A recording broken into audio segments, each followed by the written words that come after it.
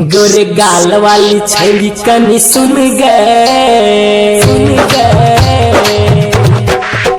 गोरे गाल वाली छड़ी कनी सुन गए हमारा सलब कले गोरे गाल वाली गोरी कनी सुन गए हमारा सलब कले लव कले सेट कले लव कले सेट कले तोरा दिल्ली शहर में घूमे बोगे हमारा सलब कले गोरे गाल वाली गोरी कनी सुन गए हमारा सलब कले गोरे गाल वाली गोरी कनी सुन गए हमारा सलब कले। Music by DJ Umesh Shukipur बाजार।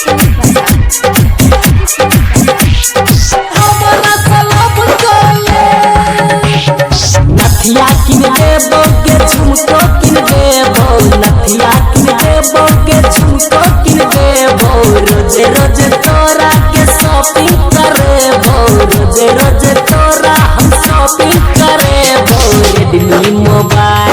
रेडमी मोबाइल से होते बोलते हमारा सलब कले गोरे गाल वाली करी कनी सुन लगे हमारा सलब कले लव कले सेट कले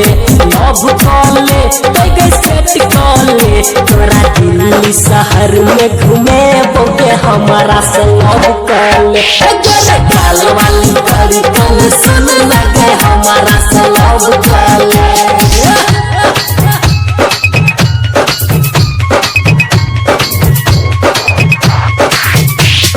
music by DJ Umesh Shukipur बाजार।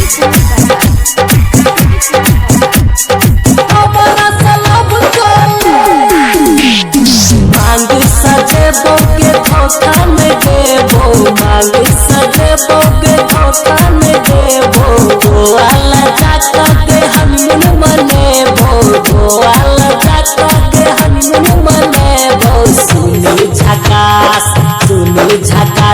के मैंने बात के हमारा सलब कले गोरे गाल वाली छड़ी कल सुन